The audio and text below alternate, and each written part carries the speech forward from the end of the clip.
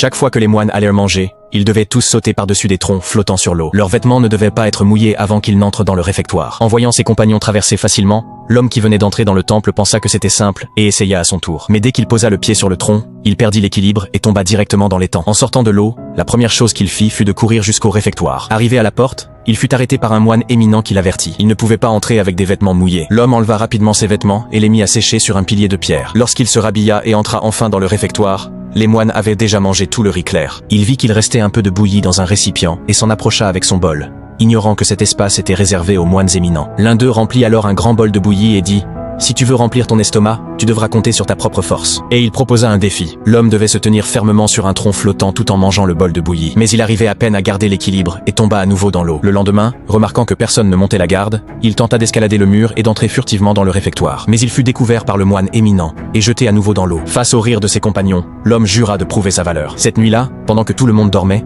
il trouva 2 tonneaux en bois, les fit rouler sur le sol et essaya de garder l'équilibre en sautant dessus. Il s'entraîna pendant des heures, tombant et recommençant d'innombrables fois. Avec le temps, il apprit à faire rouler les tonneaux de plus en plus vite et à alterner entre l'un et l'autre jusqu'à pouvoir maintenir parfaitement l'équilibre. Le lendemain matin, ses compagnons étaient prêts à se moquer de lui à nouveau, mais l'homme les surprit. Il fit un léger saut, toucha le tronc flottant du pied, exécuta un salto périlleux difficile en croisant les pieds et traversa l'étang avec aisance. La manœuvre laissa tout le monde stupéfait. Le moine éminent démonta alors les troncs flottants et les remplaça par des planches de bois étroites, réduisant la surface de contact et augmentant considérablement la difficulté. Même les disciples les plus expérimentés ne parvinrent pas à traverser. L'homme, confiant, essaya, mais tomba lui aussi dans l'eau. Pour pouvoir manger, tous se mirent à s'entraîner jour et nuit, mais personne ne réussissait à traverser le lac. C'est alors que le moine le plus ancien apparut. Il demanda à l'homme de jeter une assiette avec force dans l'eau. L'assiette coula immédiatement. Le moine expliqua alors: « Quand vous marchez avec force sur le bois, il s'enfonce, tout comme l'assiette a coulé. La flottabilité est limitée. Plus vous marchez fort, plus vite elle s'enfonce. » Ensuite, il prit une autre assiette, l'inclina légèrement et la lança doucement sur la surface de l'eau. L'assiette glissa et atterrit avec succès sur l'autre rive. L'homme comprit la leçon du moine éminent. Cette nuit-là, il retourna au lac et s'entraîna sans relâche. Il se rappelait les enseignements du moine, marchant légèrement sur les planches, tombant, recommençant, persévérant. Et, après d'innombrables chutes,